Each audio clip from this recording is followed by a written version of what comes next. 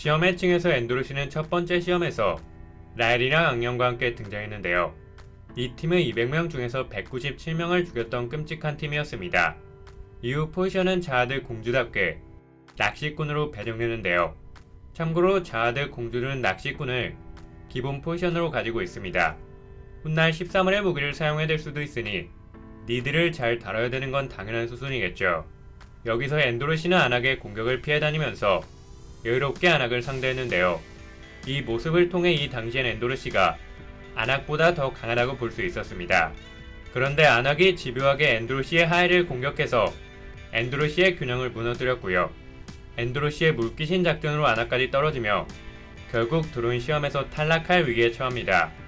이후 술래잡기에서는 안악과 함께 생활하며 정이 들어온지 엔도르시는 자신뿐만 아니라 안악을 위해서도 같은 포지션 경쟁자인 낚시꾼들을 제거해줬고요.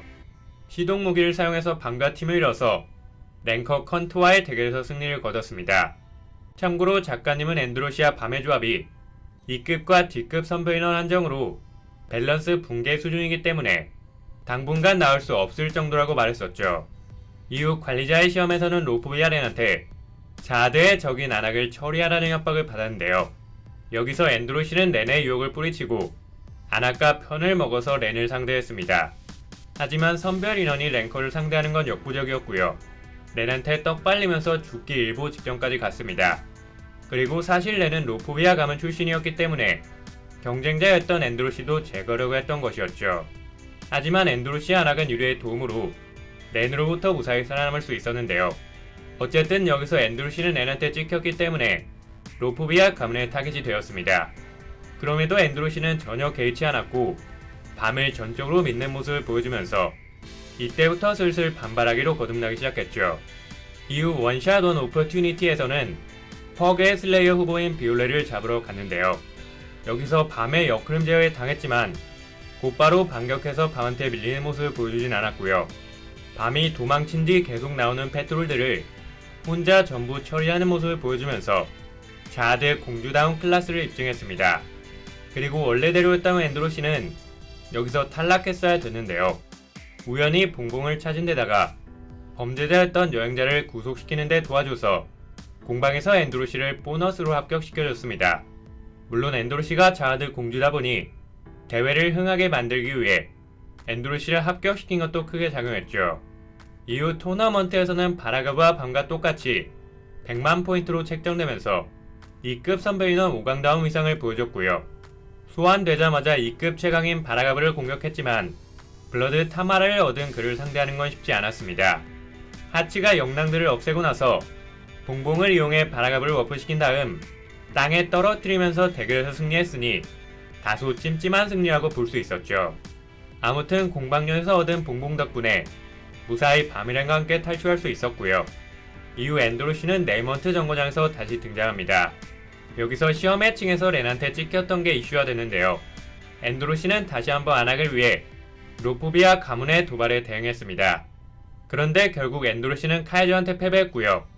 여기서 카이저한테 지면서 살짝 굴욕을 당했다고 생각할 수도 있는데요. 카이저는 랭커급 아이템으로 무장하고 있었고요.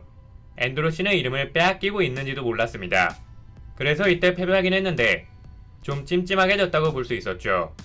이후 네이먼트 정거장에서 엔도르시는 리레알 자아드와의 대결에서 박빙이었으니 충분히 D급 상강에 드는 실력자라고 볼 수 있었습니다. 물론 카이저가 밤한테 패배한 뒤 제전에서 자신의 실력을 뽐냈을 때 엔도르시가 카이저의 실력을 인정했던 걸 보면 카이저가 운이 좋아서 엔도르시를 이겼다기보다는 어느 정도 실력도 있었다고 평가하는 게 적합할 것 같네요. 이후 엔도르시가 죽음의 층에 갔을 때는 율리한테 배운 새로운 기술을 사용하면서 더욱 강해진 모습을 보여줬는데요. 여기서 가람과 만난 거 말고는 딱히 활약한 게 없었습니다. 엔도르시는 가람과는 달리 비선별 인원으로서의 밤을 좋아하는 게 아니라 밤의 순수한 모습을 좋아하신다고 보면 되고요. 숨겨진 층에서는 엔도르시의 흑적으로 양식업자가 등장했는데요. 아직 엔도르시의 과거가 정확히 밝혀지진 않았습니다. 참고로 엔도르시라는 이름은 가명이고요. 네이먼트 정거장에서는 자아드 공주의 이름을 걸 수 없어서 본명이 빼앗긴 것이었습니다. 그래서 엔도르시의 과거에는 떡밥이 많다고 보시면 되고요. 나중에 양식업자와 관련된 하나의 에피소드가 만들어질 수 있을 것 같습니다.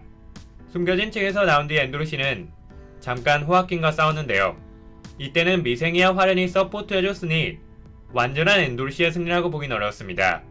앤드루시만큼 강했던 베타도 개입했으니까요. 이후 마지막 정거장에서는 칼라반한테 밤을 도와주는 모습이 들키면서 자아드 공주로서의 직위가 많이 위태로워졌다고 볼 수 있는데요. 이 정도면 자아드 왕가에서도 어느 정도 빡쳤을 것 같으니 훗날 앤드루시를 처벌하러 올 수도 있을 것 같습니다.